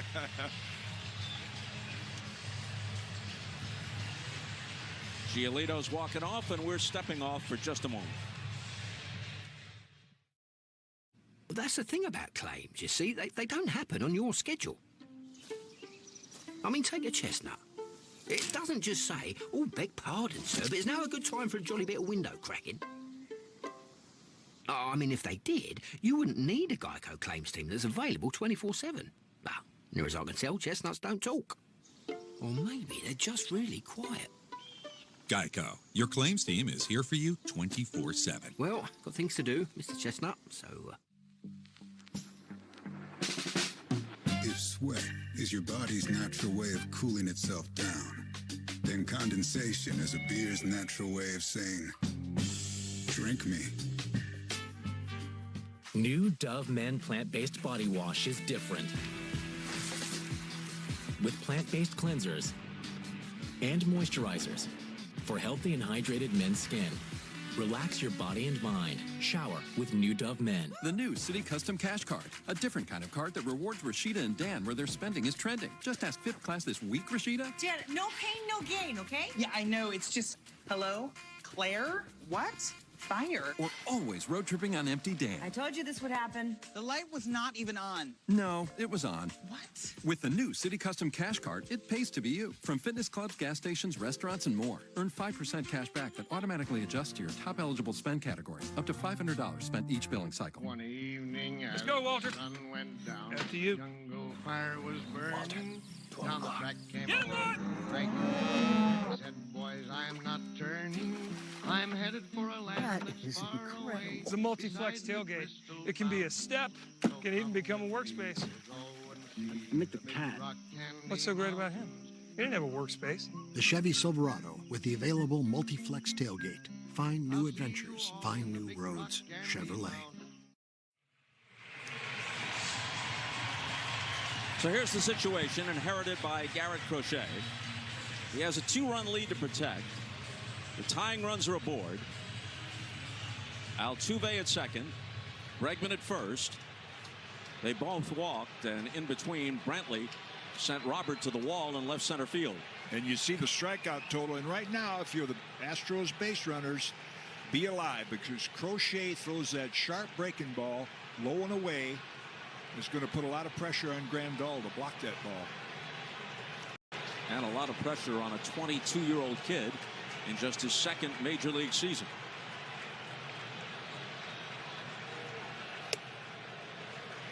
Ball 1 to Alvarez, who's walked and fouled out. Crochet threw 26 pitches in game 1, 3 outs across the 6th and 7th innings, but not before giving up 3 hits to Brantley, Bregman, and Correa. But he did strike out Alvarez on a slider in the midst of all that. Tony La Russa well aware as he brings him in. Now, technically, to end the inning, you don't have to face 3 hitters. So if he gets Alvarez and Gurriel, or if Alvarez hit into a double play, then Crochet can be removed from the game. Green light here for Alvarez. Look for fastball and look for it in a certain zone. Ooh, took a rip and fouled it back on the 96-mile-per-hour heater. You know, everybody says, "Oh, he was right on it." Oh gosh, he fouled it right back. Yeah, he was on the velocity, but he wasn't on the location. He missed it by almost the width of the bat. Yeah, it was up and in. Now, with that being said, that's a pretty good swing. Yeah. He missed this the width of the ball, I should say. Yeah. Now, he was on the location and wasn't quite on the. He was on the velocity, but not the location.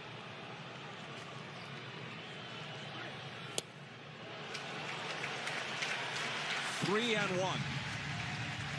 Hadn't thrown a breaking ball yet.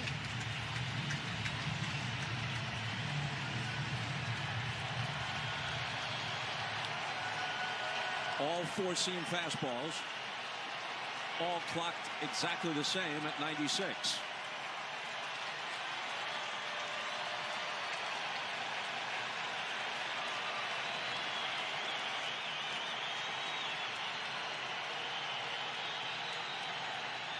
And the 3-1 fouled back. Same one. Yeah. Nothing like you find out as a pitcher who lost 237 games, which I did. Yeah, but you won more than 280. You get beat on hanging breaking balls more than you do on good fastballs, because you don't have quite as much time to time it, the fastball.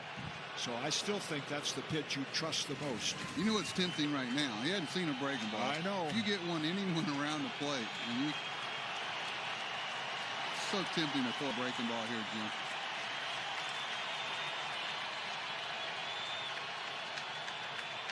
The runners stay put, and the bases are loaded on 3 walks.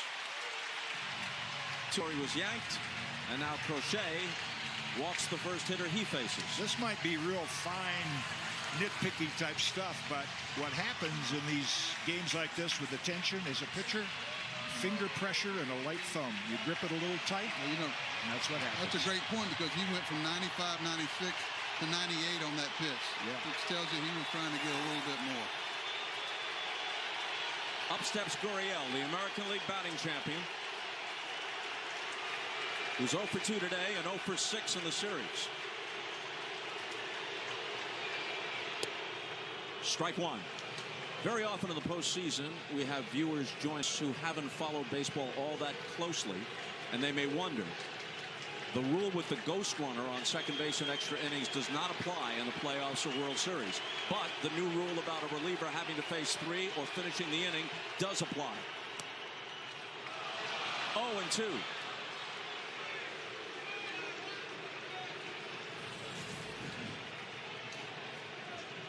Looked like the first breaking ball he's doing. Looked like it had no, it was a fastball. Not sure. Yeah, it's 97 it is. And his 0-2 pitch. That was the first breaking ball there. Here's another guy very much like Abreu. He's not afraid to shoot the ball the other way in this situation either. He's trying to stay away from a ground ball in the infield.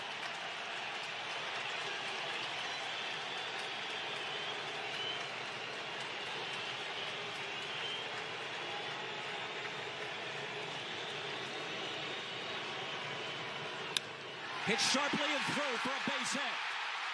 It's going to tie the game.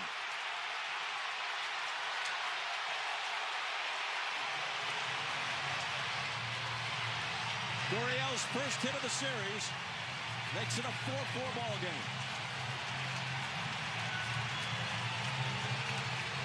Altuve and Bregman score. Alvarez to second. And Crochet and the White Sox still in hot water.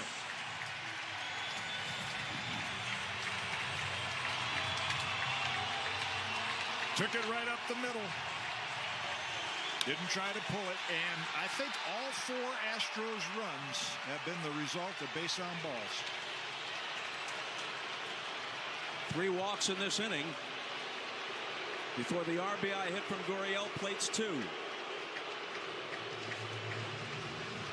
Dusty, just as animated as ever at 72, pointing toward Gurriel. You're my man. Got it done. Difference with Dusty and a lot of guys. If he'd hit into a double play, he'd have still been his man. You know, players need to realize that, you know, you've got a long memory. He knows this guy's led the league in hitting. Win, lose, or draw. And I think that's, you know, a good lesson. Sometimes he wears the mask, in which case there's no. In this case, the mask has come off, and the trademark toothpick is back. I sent Dusty over some toothpicks one time when he was getting ready to go to the playoffs. So they were soaked. About a few days later, I get a text going, oh, now I get it. He didn't try them until a few days later. Well, let's take a look at Crochet. I mean, he's limited with what he can throw over the sequence. Good fastball for a strike.